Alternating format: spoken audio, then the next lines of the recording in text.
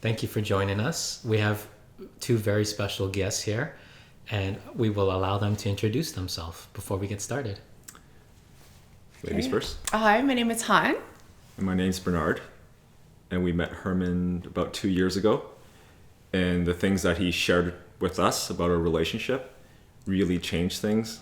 And now she's a much happier wife, Yeah. making me a much happier man. It's true. So I think most people would be jealous almost of that, because in today's relationships, they separate further and further and further away. And when you look at the stats, more than 50% of marriages end in divorce. And we've been together for 14 years, married for, hold on, 5. 5 years. Yes, 5 years. And without your guidance, Yeah. things probably would have been a lot different. So why don't you just maybe catch people up a little bit from what you did before to what you're doing now a little bit to really help them understand? So when we were married, we always thought that you had to be independent. So I go do my thing, she goes does her thing. We just, when we go to, say, a party, get together, we go our separate ways and meet different people, and then thinking that that's who we are. And I didn't realize until you pointed out that we were so distant from each other. And it caused a bit of a rift in the relationship. And now, well, as you can see, for the people watching the video, we're pretty close to each other now. And ever since that, we barely left each other. Good. Yeah. I would say we've become more of a team. It was actually Herman who pointed it out to us, what a marriage, what a partnership really is. And I would have to say that really changed everything for us, and our communication, the closeness, the sense of just true partnership was what was missing, and we didn't realize that was missing in our relationship. And it's been fun. It's been a lot of fun just being able to communicate, building up on this partnership, and just being together in this new way. And go on. That's beautiful. And it was crazy because we were taught somehow not to be this way, which this felt actually right. Yes. Yeah. And a lot of times, so we were under the impression that, you don't want to lose yourself. So you want to be independent. You don't want to rely on your partner, whoever it is that you're with. And you always have to keep a sense of identity. So we were told that, and we learned that. And so we kept that in mind, but we were going about it in the wrong way, where it was actually driving us more distant and further apart as we were together. Correct. So now that you have made that switch, how's life? How is it that you're able to experience life now compared to before? Definitely, like what Han mentioned about, it's like a team now. So any challenges that we face, it's not on our own.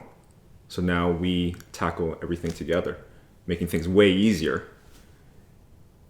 Yeah. And it's just more fun. It's just more Yeah, fun. I was just looking at her because Yeah. And like he's always has a great sense of humor, and I loved him because I thought he was a very fun person to be with. But I am.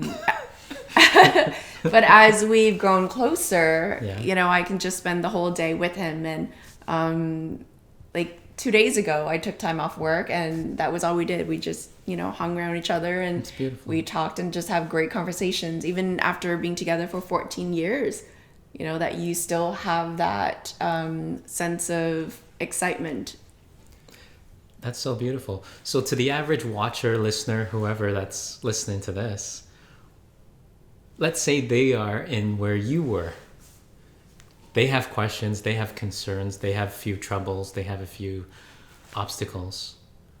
How can you share from your experience now to really help them? What questions did you ask? What did you see? How did you perceive it to overcome certain obstacles to really allow? I think for me, first of all, I didn't even know. I was just completely unaware of what I was doing. But after speaking with you, I realized that it's about putting the relationship first versus me first. Because I was going off completely independent, thinking just about me. But once I put the relationship first, then I focused on really fostering that. So anyone that's out there that's going through this, put the relationship first, grow that. Yeah. I think one of the biggest thing for me was what Bernard said, was not even recognizing that. So that was our blind spot, right? Through your support, just having someone who has that clarity and being able to say, hey, this is what you need to focus on. This is, and I remember in Miami, you were just saying, you told Bernard, you know, like, go sit near your wife, like be close to your wife. And he didn't understand why. No, I didn't understand. And then I didn't know that you had told him that. So I was just like, what is he doing? Why is he always sitting near me? Hold on. Just to, first of all, it took a while for me to let that sink in, what you said to me, because part of me was resisting that. It's like, no, I don't need to do anything. Everything's fine. But when I looked over to the other side of the room, then when I saw Han wasn't really smiling, she wasn't really full of joy, that's when it clicked in and realized, oh, okay, something isn't right. But it took that, I guess, that awareness. And for a lot of people, they don't have the awareness in all their blind spots. And it's when they have a lot of ignorance on the awareness or on the different blind spots that they feel they're perfect or everything is exactly how they want it, but they'll never be happy the way it is. If someone's trying to help, and if someone actually can help, they've listened to the wrong people for most of their life and got bad advice, which is what you mentioned to me before. Yes. Now, when they finally have the right person with the right advice, the ignorance has built up to a great degree that they don't allow themselves to allow that awareness to be awakened. So then they become very stubborn, closed-minded, sealed off, and that's when people get in trouble. Yeah. And I think for us, because like for myself, speaking for myself, I had to be open and I had to humble myself, right? And I have to say, okay, well, I'm not 100% happy, though I may appear like I'm happy, but I'm not 100% happy. And I had to be truthful and honest with myself. And here is Herman telling me, you know, what my blind spot is and what I can work on. So I had to be open to receiving that support and to be committed to working towards that as well. So that was really what really made a difference. And the biggest difference is you never actually spoke to a lot of people. You never really appeared on video prior to this. So the fact that you're speaking so much, it just shows the results of the growth. Yes. And I didn't realize I was actually holding you back from you discovering your voice. That was a big thing. I was like, no, she's fine. She's good. But then why doesn't she show up? Why didn't she speak up? Yeah. That was one of the defining moments for me, and I would say for myself personally, and also our relationship was when you told me. I remember in Miami, and I asked you, and I said, what was the one thing if I could work on that would really make a big difference in my life? Yes. And you had said to me to use my voice, and you had said that Bernard was holding me back. And that's why I asked you, do you know why I was picking on him? Yes. Specifically, right? You did. Yes, you did. And I think, and I remember I just started, crying. I was just like, oh my goodness, I did not see that. And it just, there was this huge, revelation to me. And that was just such a big defining moment for me. But would it be safe to say that he put a lot of walls up? And he didn't even necessarily knew that they were building walls higher? It was true. And so you didn't have a voice because anything you said couldn't penetrate. It wouldn't go through, be blocked. Yes. And so now we've got rid of those obstacles. Now when you say something, he will value it. Yes. Yes, she Yes. speaks a lot, way more now. But yeah. Just want to note that. But even before, when you had said that, I didn't feel like he was stopping me. Like I didn't, it wasn't even anything that we had suspected. So the fact that you saw that and you pointed that out, that was how we were able to overcome that. Because leading up to that point, I always felt like he was very supportive of me. And I always felt, that he was a great husband. Not that he was a bad husband. We were happy, but there were definitely points where we can grow as people as well. Of course. And that our relationship could be better. It's now that we're talking about this, it's so insane thinking that when we were separate, I was thinking that we're going to be growing faster. Somehow, in my head. Yeah. That we're both growing, the relationship is growing. But now that we look back, we realize that I was actually keeping her from growing. If she doesn't grow, the relationship doesn't grow, I don't grow, nothing grows. Yeah. But you can't see that. Because you're sort of like going the wrong direction, but you're missing all the signs. But it's a really long road. Yeah. Yeah. And from me being able to speak up and working on that, we've had really great conversations, and that also had helped you because I started to, not to challenge him, but to sort of like Call me out. call you out. To be gentle. But that was for your own good because it helped you reflect more on what you were thinking, what you were doing as well, right? So that's beautiful because then you're no longer in a micro lens. Your macro lens, the horizon, the spectrum is widening. And now because of that, we're able to discuss about, say, her career, right, what we want to do with the rest of our lives. So it just opens up way more dialogue that we didn't really think about too much. Yeah. And also like it impacted me with my confidence as well. So now, I do more videos because a few months ago, like I hated videos. You would never catch me sitting here, let alone to sort of show this to the world out there. Right. It just, my life in such a short amount of time can change so much. Yeah. But the ego didn't like it though. My ego.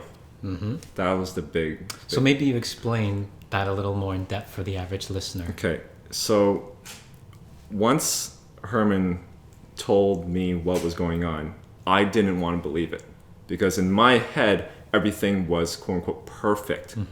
I had everything I wanted and there's nothing wrong. And for someone to say like, hey, you might want to adjust this thing. It's like, what? Who are you to tell me what to change about the life that I have? But I knew if I'm hearing this, if you're telling me something, I knew I needed to listen a bit and just be open. And that's when I start to see everything. It's like the blinders came off and everything was clear. I looked at my wife and I realized like, yeah, she doesn't really speak up. She puts on a smile. This is the crazy thing. Like she puts on a smile. So I'm thinking everything's happy. But then you look at the results and you're like, this doesn't make any sense. So that's why I had to keep my ego down a bit and just open up, be humble. That was the key, just to be humble. And the biggest thing in relationships is, who do we tell the biggest lies to? Ourselves. Ourselves. And so if you put all those lies in here, and you believe all those lies, how would you ever have openness when everything you're doing is a lie? And then when you have so many lies inside, then they want to go outside. So then you start telling and believing more of the lies outside. And so that's just a lie compounded by another lie. And then by the time you hear a little snippet of truth, what happens? Hurts, because the ego has so much lies that it built up itself. Yes. Agreed? So we had to get rid of that to make sure that it's no longer in existence so that you can make sure you grow what's right. Not the lies, but the truth. Yes. Yeah. All right? Yeah. So I know you have a few questions, and I want to make sure that we answer a few of these questions. Yes. So as a couple, we get asked a lot of questions. Yeah. So one of the common ones is, how do you know when you're in love with someone? Okay. Here's a perfect example. And this is putting you on the spot. When did the both of you know when you first loved each other? I'll let him go first. Give me the exact date and time. When I first met, I'm going to be honest. When I first met her, I wasn't really interested in her. Mm-hmm. But when I saw how she interacts with other people, Yes. that's when I could see her, I guess, I don't know what best word, her essence. Mm-hmm. Because you couldn't really lie about that. Mm-hmm. Like how you treat people. Of course. Because she doesn't know I'm watching. Well, I don't know if she knew. But that was the key moments, like how she treats her siblings, how she treats elders, how she treats strangers. Like that's when I knew that there's something special about her. Mm-hmm. And when would you say that you saw that? Early?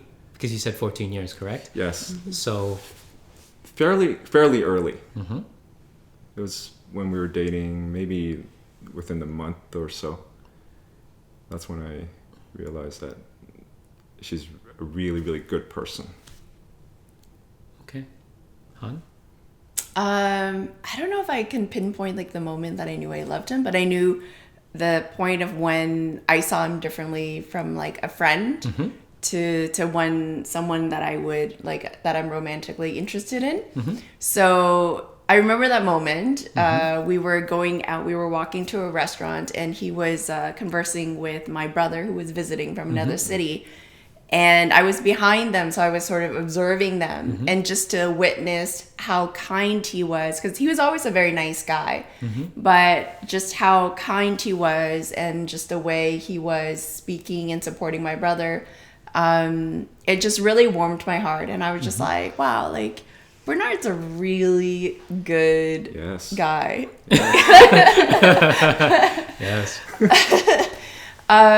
So just something changed for me then at that point. Then I just saw him in a different light.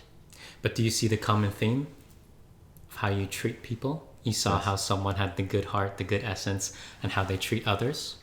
That's what you kind of fell in love with. Mm-hmm. And so the relationship is able to grow easy around that, because the number one thing in relationships is communication. But if you took money away, and if you took physicality away from the relationship, most relationships fail. If there's money problems, divorce. Not enough physicality, leave for someone else or cheat on someone else. So in order for someone to know if they really love someone, take those two variables out of the equation and see if you still like the person the same way, or look at the person the exact same way. Because you don't want something from them. You never really wanted something at the beginning. You fell in love for the right reasons because of how they treated someone else. Yes. Make sense? You didn't go for because this person gives you better status. This person it can give you a new car or home, or this person knows so-and-so, so I look better on their arm. You didn't go for false materialistic ideals. You went for the right reasons, where in today's world is very rare, because they go after the money and the physicality. Does that make sense? So for someone who says they really love someone, they would have to do like what you did and love what that person brings to the world, love what that person does for the world. So that brings me to the next question, since we're on this topic. So people say like they're on like dating apps and stuff. Yes. Like how are they supposed to determine this? And it's even harder now.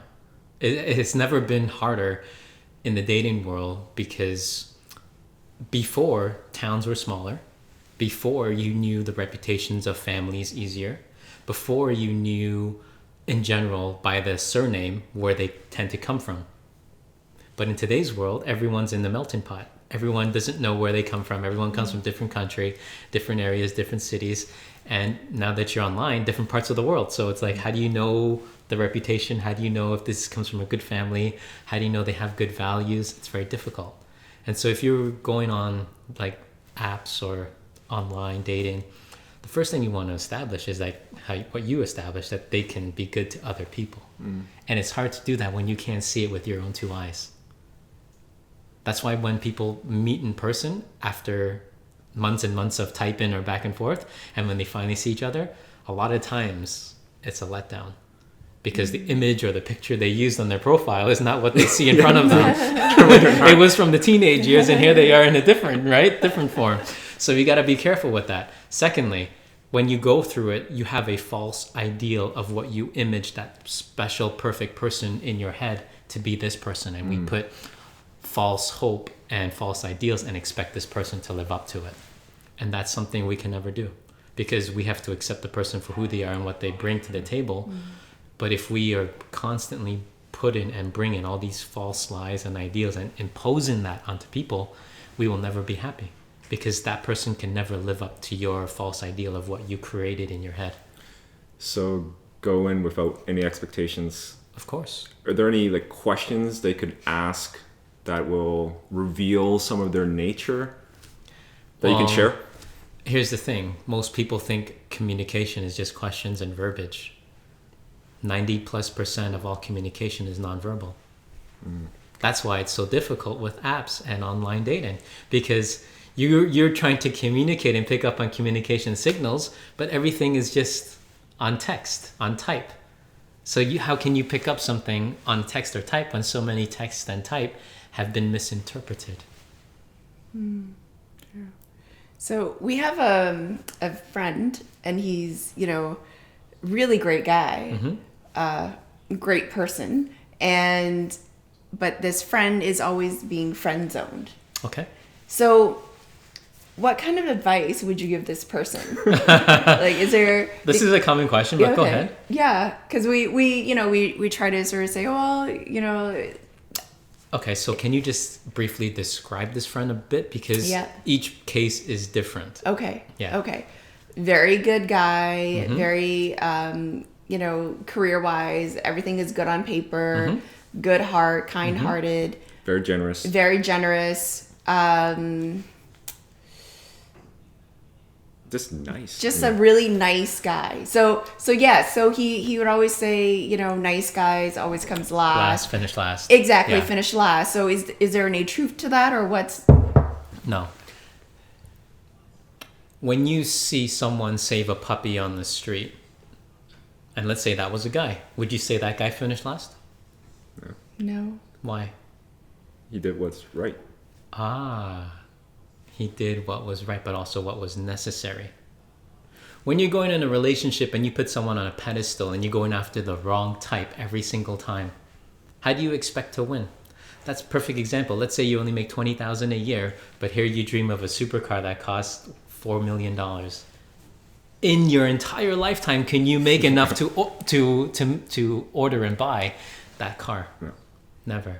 Because you go after the wrong type.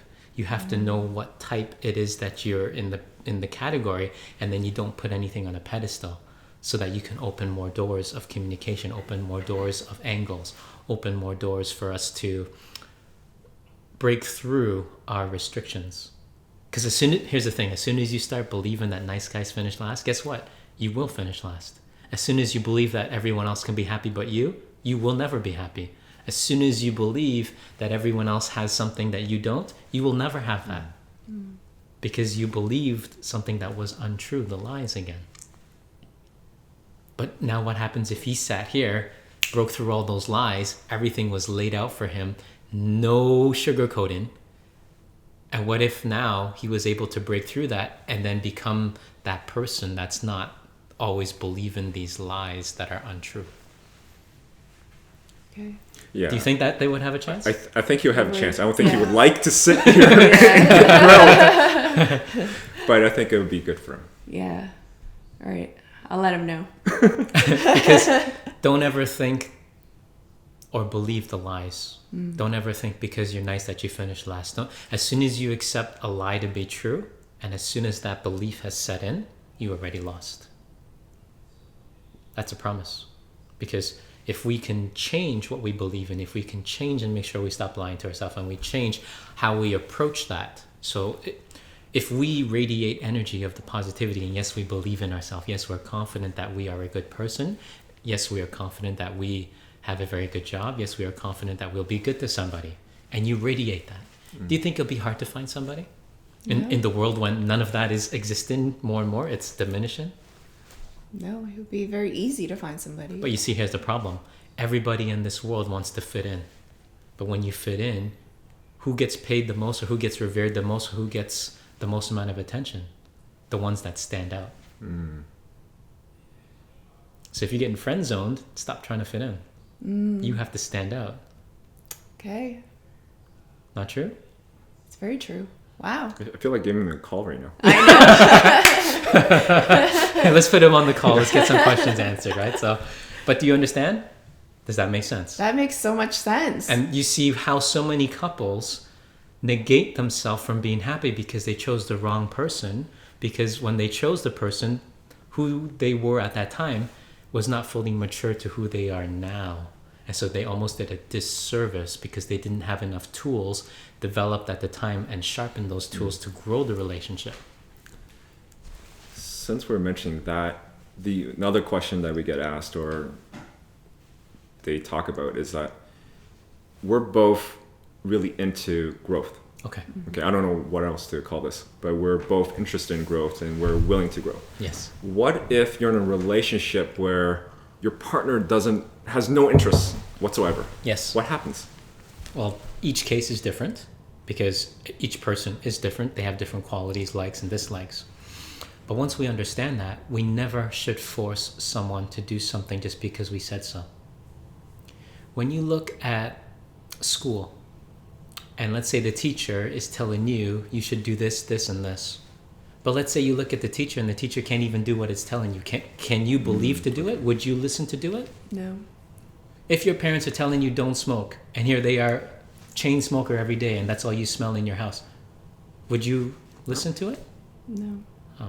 So for us, we have to be very, very careful what we tell others to do or what we expect them to do without leading by example first.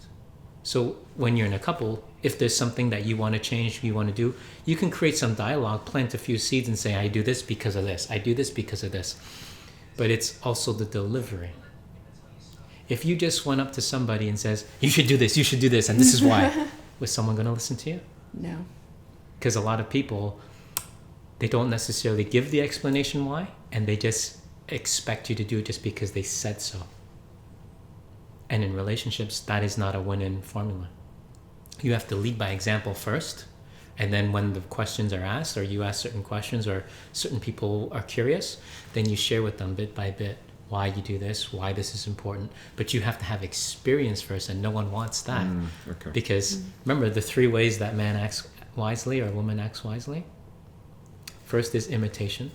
Everybody sees, monkey see, monkey do. Second is through meditation. That's when you've gotten enough, you've seen enough, and you're like, now it's time to develop my own. And the third is experience. But no one wants to do the experience, but they want to get paid as if they're experienced.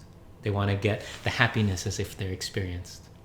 But no one's willing to do what it takes to get that experience, to understand all the trials and tribulations, to ensure they have that experience under their belt, so to speak, so that they can be more successful in the relationship, so that what they say holds more weight. Does that make sense? Yes. But if you keep flip-flopping and say, one day I'll do this diet, next day I'll work out for a day. You know what? This new year, my resolutions work out every single day of the year.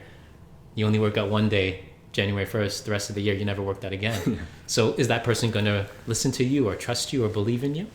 Not likely. Not No. likely. Yeah. So we have to lead by example. But if the partner now sees, he says he's going to work out every single day of the year, and he works out every single day, doesn't miss it. He's going to be there and he's never disappointed me. I'm going to trust that. If she says she's going to be there and never disappointed you, you're going to trust that. But if you disappoint, if you lie, you hurt, then you lose all the weight of what your voice is supposed to carry, and it makes you have to work that much harder through your examples to show by example. Yeah, while you're speaking, I'm just thinking through the Yeah. couples. Well, but what Herman said was very true, because you were into this self-development or working on self-growth. He was the one who was interested in it at first. And I thought I was fine, right? I thought I was happy. Yeah. I was fine. I had my walls up and was oblivious. So Bernard went to some sort of program, and he was just like, "Oh, this is amazing, Yeah. and you should really attend this program." And I think the program was maybe $1,500. And I remember myself, I'm like, well, that's a vacation, right? And I said, I'm happy. I don't think I need this. I have a career. I'm married. I'm happy. And I said to him, one of the first things I said to him was, well, you're just on this high. If you can sustain, if you can truly grow and show and demonstrate to me that you have made true changes in your life, then I would be more convinced, right? And a year roll around, and he was, you've changed, and he kept up his change. And so I was more convinced now. I was like, oh, okay, well, I guess I'm a little curious as to what he's doing now, and to see the growth in him. And I started thinking, okay, I think I want a bit of that. Yeah, so you did lead by example and wanting me to also be interested in self-growth and for me to work on myself. Now, what if everything he says that he's going to do, he never does? Would you follow? Would you listen? No. And when you look at a lot of couples, they say a lot of things, but never follow with action. Never follow with staying true to their word, so to speak. And so then you don't trust it, because the communication inside, innately that this is what you're supposed to do. This is how it is. If they say they're going to do something, they're supposed to do it. Once that is broken, then you no longer trust it. And it takes so much more for you to start trusting or believing in anything they say after that. I almost wonder if they even trust themselves at that point. Probably not. And that's why discipline is so important. Remember how you said you're going about it the wrong way? You thought you have to be individual? Yeah. Individually, you need to bring things to the table, yes. That's what you work on in terms of every single day, but it doesn't mean you don't work on it together, because you're not living in her body, she's not living in your body. So individually, you're bringing something to the table. But then when you go to the table, you have to make sure that everyone enjoys the company. Everyone brings something to it so that they deserve their spot at that table. Yeah, now that we're talking about it, it's almost like when we're playing basketball, but you're passing the ball to yourself and trying to shoot and trying to rebound and trying to do everything as one player. It's never going to work. Never going to work. Never going to work. Can you play defense and offense at the same time? Last time I checked, you cannot. You can try, but I don't think it's going to go anywhere. What if all your team is on the offense and you say, you know what, I want to focus on defense, so I'm only going to sit on one end of the court. Can that work? No. You would get subbed out, substituted, correct? Because you disappoint the others who have put in all the effort. Like, I don't even know why we even did it. Like, it's just so so strange now when you think about it. And that's where most people don't even know what they're doing anymore, but they still do it. They do it blindly, unconsciously. And I think that's what was it. It's just that in my head, things looked perfect. In your head, in your perspective. Yeah. In my perspective, things looked great. Until you stopped and really reflected. Then you see all the cracks. And you see, the thing is, there's a lot of people that can say bad things or see certain things maybe, but then they want to burn you down, cut you down, hurt you, so that they could feel better about themselves. But when you're helping people, it's all about building them back up. Because even though you identify things, you have to give the solutions so that they can learn to start rebuilding the right way. If you see a building outside that's crooked and no one says anything, and they keep building and building, what if a high-rise was supposed to be straight and it's like this, and everyone finally lives in it, and they have to, brace themselves? Would anyone live in that place, pay money to live in a crooked place? No. Why? It's not sustainable. Not sustainable, not natural. So why do we live our relationships, or why do we act that way? And see, so as soon as you fix that and you no longer acted that way and you no longer lived the lies and you saw the truth and you listened and you were more open and you made the changes, what happened? This is what happened. Growth, yeah. Back as a team.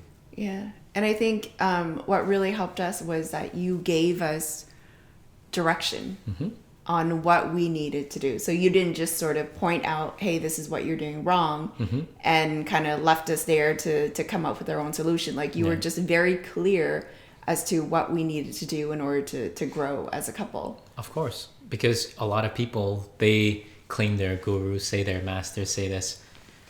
You know, anytime you put a title on anything you do, you rob what you're doing. Think about that. Anytime you put a title on something, you rob of what you're doing, because even the greatest master of all will never call himself a master. He'll call himself a student of life. And it just so happened that they had more experience than you. Wow. Do you think Kobe Bryant, before he retired, called himself the master? No. Why is he waking up and doing 3 a day? He's waking up at 4 or 5 a.m. so he can get the first workout in, second workout, third workout before the game. Why does he feel that he needs to have that much preparation? Because he saw the greats do it. Michael Jordan did it. That's how he grew. So you look at all the greats, the preparation they put in, day out, to gain as much experience as possible, so that when it comes for the game, time to perform, they don't screw up. That they're at their optimal peak performance. So why don't we do that for relationships? We just didn't. We had no idea. Right? We had no idea. We didn't know that we were missing these tools. Yeah. And so now that you have them, now we have to sharpen them each and every day. Sharpen just a little more, practice, use them. Because if we don't use them, we're going to lose it. And things will go blind again. Yeah. And I got to get a question in before, because he keeps on asking the question. Of course. All right, you can ask a question. So you mentioned, so we were talking about tools and communication. Delivery was a really big thing for me. Yes. Because I grew up, a certain way, and I picked up certain bad habits. Yes. And and I don't like things to be delivered in a certain way, and so Bernard may have some very good valid points, but he may say something to me and I would just sort of shut it down, right? Because I didn't like his delivery, because I felt like, oh, okay, you're being kind of judgmental, or you're not being open-minded enough. So but when something came from you, I would just say, okay, yes, Herman, right? And Bernard's like, okay, this works. Yeah, Whatever works. So, and I assume a lot of couples too would have that issue, like delivery, the communication. So, what tips would you be able to give for those out there? So let's share the same example. Why is Amazon so popular? Quick shipping, great prices. And lots they of make variety. you feel special every single time you get a package. Correct? Yes. So every time you get something, you feel that much more special. So when we share communication, it's the same thing. Except we deliver it in a different package, in a different form. What happens if the package you got that was from Amazon came in a damaged box, very expensive item you bought, was glass maybe, all crushed, all damaged. You open it up, it's not as advertised. How does that make you feel? You're not going to order anything. Yeah. Upset, angry. Bad experience, right? You have to complain, you want refund, you want some compensation, you want something, right? So when we share something, we have to do it in the same way, as if like this package has to reach its destination in the safest manner, in the cleanest manner, so that when that person receives that message, it's like that same package that they open that makes them feel special. But if we give them damaged goods, give them under-promised goods, give them stuff that they never ordered, give them stuff that they never wanted, how does that make them feel? Not good. No, not special. Not good. Not special, right? Yeah. And then what happens now when it was supposed to, you have your address on it, but all the other people got your items, so they used to think it's a free gift. How does that make you feel? But yet it's from your wallet. Right? Yeah. So it's like with us, we go around to all the different postal codes, but we never get to the right address. But if we're going to share the right delivery, we have to make sure we have the right address, but we make sure that when we deliver it, it's that same special package to the right address. As you're speaking about this, again, I'm reflecting back on my delivery to Han. It never made her feel special. No. It made me feel special, but never made her feel special. And so you see where the disconnect is and the problem. So now she has to learn to re-trust you. Not true? A little bit. Because now that she's learning to retrust you, then when you say certain things, then she listens a little easier. Whereas before there may have been resistance. And so now if we're going to take this even further, now we see, now we see why certain so-and-so that we know has that problem. Now we see why so-and-so has this problem. It's because the delivery in itself. Yeah. Yes, that's exactly what I'm thinking about right now. I'm going through the whole Rolodex. Of course. Yeah. Right? And then when you put stress and you put all the baggage and you put all the stuff that people bring to a relationship, how can you share or deliver that message if the person is, like how you said, thinks everything's perfect and doesn't even want to see that anything else can exist? Very difficult. And that's why if we're going to understand what it takes to make this work, you have to leave all your baggage outside the door. You never bring it in here. And that's what you did. You left all your baggage outside so that this can grow. But if this can't breathe and this can't grow, and all the baggage is in between both of you, then it makes the relationship become more and more distant. And then it doesn't matter what you say, how you say it, it'll never get delivered. How does one leave their baggage? I was just thinking of that. Picture this. When you go in an airplane, how much are you allowed to bring with you on the flight itself? Not what you check in. Just a carry-on. Just why? Why is that? Not much room, the weight. Not much room, weight, what else? Space? Efficiency as well. What if everyone brought in their big, huge check-ins, but on with them? No one's going to fit. No one's going to You can't even fit. take off. So then, if you bring in all the baggage into a relationship, where's there room to grow? Where's there room for love? Where's there room for children? Where's there room for a job? Where's there room for parents? Where's there room for friends and colleagues? Where is the room for that? So you ask how you get rid of that. Don't bring it on board. Period.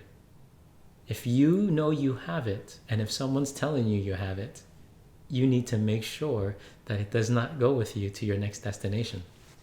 And if that's home, it's got to go. Because way too many people are bringing their baggage to the relationship, and it dooms the relationship before it even starts. I guess that's where you get all the drama. Of course. Yeah. So what if your relationship is your significant other? So we've had, friends who are in these relationships. So at what point would you say, okay, I'm not going to work on this relationship anymore because it's not working out? So how does someone know when something's not working out or not? Well, each person is different. Each one brings something different to the table, different personalities, different likes, dislikes, right? So to generalize, we would have to say, if, for instance, they were married for 20 years, perfect example, and there was a lot of fighting, a lot of hurt, a lot of mean things said, bad things said, almost to the point that they want to separate. Let's say they're separated now. If there's no more love, there's no more support, and there's no more time or space to grow, then maybe it's not great for both people if they're always becoming their worst type with that other person. Like they're always their worst version of themselves when they're with that person. Maybe it's not the greatest relationship to stay in. But you have to make sure you do your due diligence. What that means is, can both parties say they left their baggage at the door? Can both parties say that they made sure that that delivery was special every single time? Can both parties say that money and intimacy was not part of the equation? That they actually genuinely love the person for who they are? Because if not, then it's just infatuation. And infatuation is what many people confuse as love. Think about that. How many people rush into a relationship, get married within the month, infatuated with the person after the honeymoon.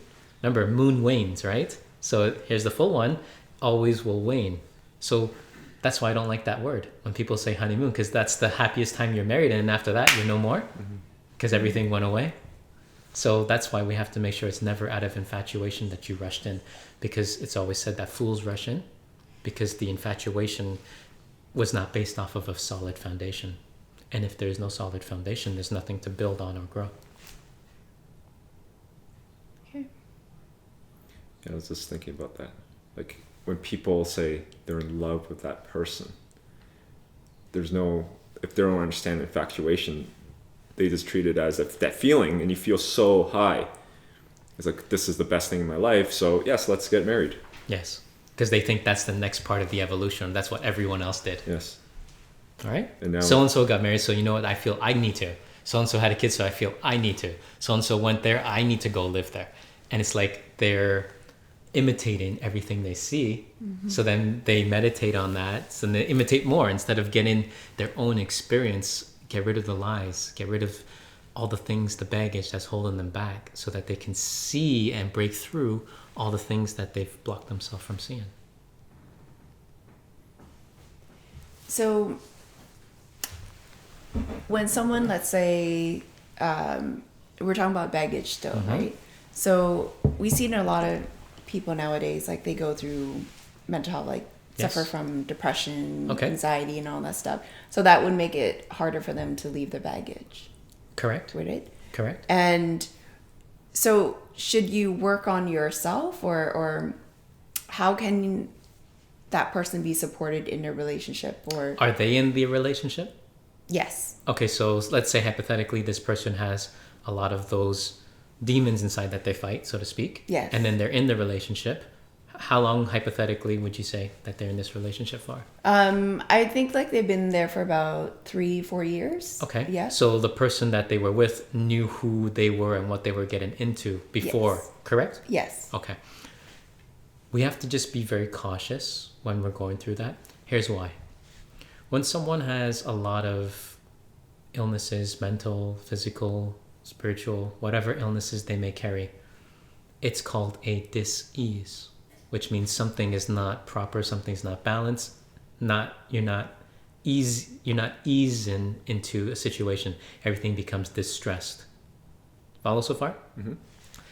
If you're trying to fix the relationship that's already been 3, 4, 5 years, but let's say your condition now has escalated and is not getting any better, and it's putting a strain on the other partner, it is very difficult to grow the relationship when we haven't grown ourselves, because we've lost control of our ability to maintain our health, to make better choices.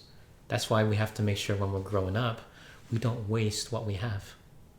Just because we can maybe drink X amount of bottles of alcohol doesn't mean we should. Just because we could smoke X amount of packs of cigarettes doesn't mean we should. Just because we could do this or do that doesn't mean we should always do those things if it's going to be very detrimental for our health later on.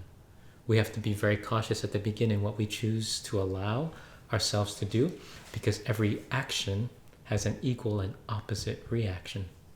And if we don't like the reaction, we have to control it with our first action. So once we control that first action, then we take the responsibility that we're not bringing a lot of that baggage to a relationship, because we're taking care of ourselves when we're younger, so that whatever we do and not do, it's with purpose. We're going to eat healthy because, you know what? I don't want to end up like my grandfather. We're going to eat healthy. We're going to exercise every day because I don't want to see like what I saw at the hospital. We're going to make sure we take ourselves as a priority, because I don't want to just go to bed really late, wake up really late, ruin my whole week, ruin my whole weekend, and then be on this whole cycle where you're now dependent on external things to fill what you are killing internally.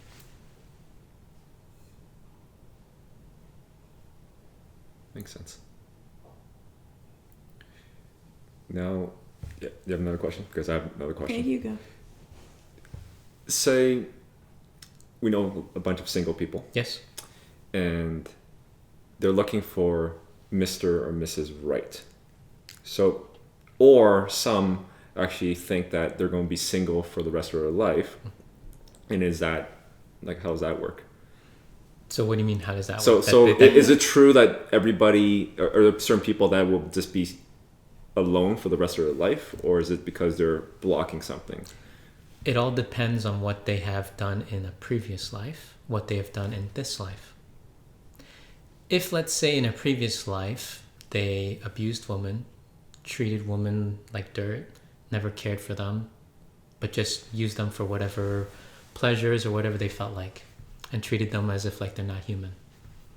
And you come into this life. If you ever want to know what your past life is, look at the present of what results you have.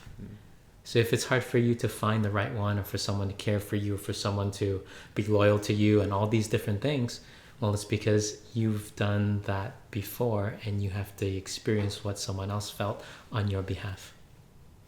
So they have to experience it for the rest of their life, or No. they can make changes? They have to prove that they are worthy by graduating. So let's say someone has no partner and they're single. Well, what are they doing to help nourish love in other people? Yeah, I'm thinking about that right now.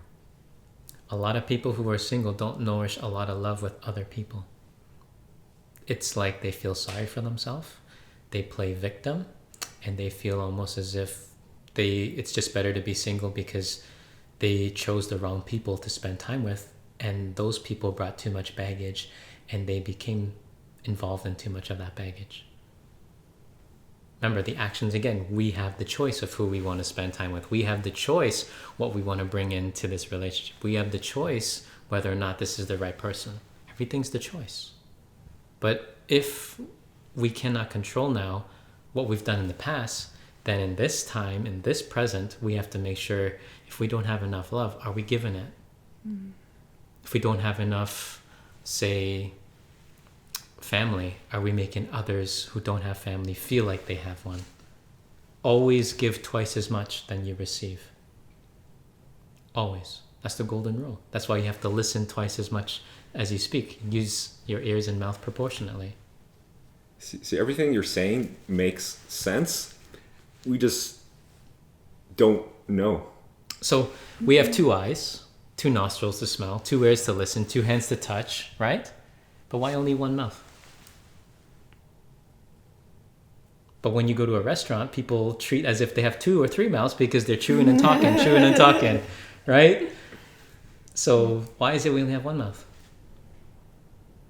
We should be more humbled and listen and watch and... You always have do to more. observe Yeah. before we have anything to share or say. But in today's world, everyone has a voice, but they don't know how to use it. So they spread hate because they can hide behind a keyboard. They spread hate because they can say it behind your back. They spread hate because they feel they can get away with it. As opposed to sit down like this and let's address a situation and create a solution so that the world doesn't have to be a better place. It can be a better place. I almost feel like I should give all those people a call and have them sit here. Yes. Yeah. Everyone says that because once they finally find the clarity, what happens? Things change. Things change. So I'll ask you, why is it that people value diamonds to be so valuable? You want to know the conspiracy behind it, or I know all the history behind it, the conspiracy, but it's clear. I'm just It's clear, and so pretty. does it not have 4 C's yes, when you buy it? yes. So what would you consider the first C? Not clarity? Clarity. If it's all muggy when they put the lens on it and it's all cracked, would it be as valuable? No. Then would it not be color? So if you have good clarity, then the color can shine brighter. Not true? But if the clarity is dull, then the color will not shine because then it won't refract the light. Not true? So what's the third? You should know more of this. Cut. So when we cut ourselves, we have to cut and make ourselves lean to get rid of the baggage that we don't bring to the table, so that when it's clear and there's a lot of color, then when the cut is perfect and into a very unique design, then you stand out. And what's the fourth? I can't remember. Was it carrot? Carrot. Yes, the size. The size. Yep. So then the size matters after. You can get the big size, but if it's not cut, it's just a stone. Not as much value. It is when you cut it so the color can refract. So then once the color refracts, then what happens? When it's in a more beautiful shape, it's no longer just a stone. It has more aesthetic value. So we need to be the same way. We have to be clear on what we want. We got to make sure we understand and live life where we understand what's black and white. Then we bring with our personality and our gifts that color into the world. Then from that, then we make sure it's cut and we're lean because we're cutting everything that doesn't belong in that stone. So then it can be worth greater. And then you grow the value. Do you understand? Got it. See, diamonds are precious. Not really, but I just have to give that Yeah. example for people to understand why. Yeah, that's a different story. That was the greatest marketing Yes. probably of all time. Okay. Any other things? Wow. I'm just so blown away by all of this wisdom that you've. And we don't have anything in front of us, correct? No. Some people have asked me, well, what are you reading off of? Or do you have a teleprompter? Do you have this? There's never anything in front. Yeah. And I think for us, I used to be really afraid and intimidated to sit close to you or even to have you look at me because Why? Because I had so much to hide, and I think I wasn't ready or open enough to look at myself to see what was, where I can grow and my blind spots. And but the moment that I faced that fear, because that was a really big fear for me, but the moment that I faced that fear, it just there was just ease. And I think what makes you so special to me or to us is your delivery and just how you make us feel. It's always how you helped us grow, but we would never feel that we were never worthy or we weren't good enough, or you never make us feel like, you never made me feel like I was a bad person. But that the way you supported us in the information that is delivered and how you do it, it felt like you just cared. Like you cared. Well, thank you. And that's true. And it's because there's no judgment. Absolutely. And that was a big part for me because I was judging myself. That's why I was so afraid to sit down and sit next to you. But there was just absolutely no judgment on your part, and I was able to receive that information and to do better for myself and my family. See? I just wanted to mention something. Do you remember when you first met Herman? Oh yeah. I was so nervous and scared. And Remember what you said to him? what did I say? Nothing, because you cried. I know. I couldn't get anything out. Yeah. I remember. Yeah. But I would honestly say, in complete honesty, the turning point for you was when you saw what I did for him, what I did to him. Yes. That was the turning point, to be honest. It was because I saw how he has grown, and he was more curious, and he was always saying, whatever Herman has, I want to learn from him. I want to grow. I want that. Right. So he went full force, went right into it. And I was just on the sideline being so scared and intimidated. And I became curious because he was that example. He set that example for me. And I was curious, and I said, okay, well, I actually want what he's having because he seems to be growing. And that was when I was just, okay, I wanted to. But I think one thing you left out, and I'll share this because I think this is something everyone can learn from. You said no one was able to speak to him the way I spoke to him. Yes. Is that not accurate? That is 110%. And it's because the way it was said and how it was said, it was direct, but it was not disrespectful.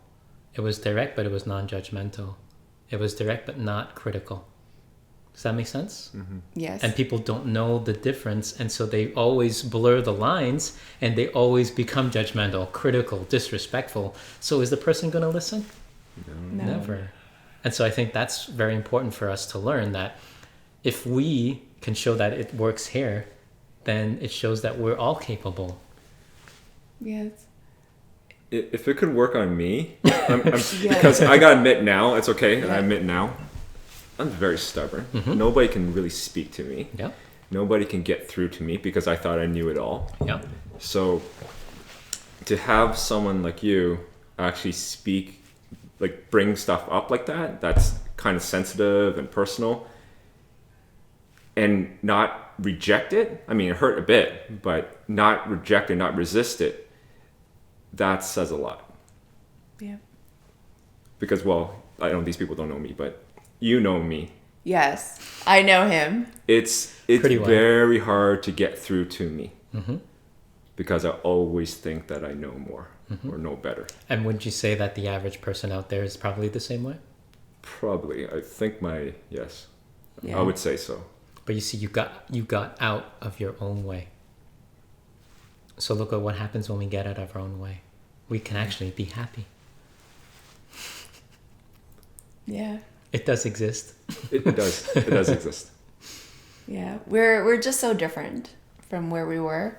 It wasn't that long ago, too. No, and it doesn't have to take long. No, it does not. It doesn't, right? And it's just our willingness. It just depends on your willingness to grow and to make changes and to commit to that as well. Course. Yeah. Of course. Yeah. Well, I think we covered a lot today. Yes. Well, I think, we can stop this one here. Yeah. And thank you, both of you, for sharing. I think everyone could have learned something from this today. Thank you. So thank you for being here. Thank you again just for the impact that you've made in our lives. Well, thank I'm you. always grateful. Yeah. Thank you as always.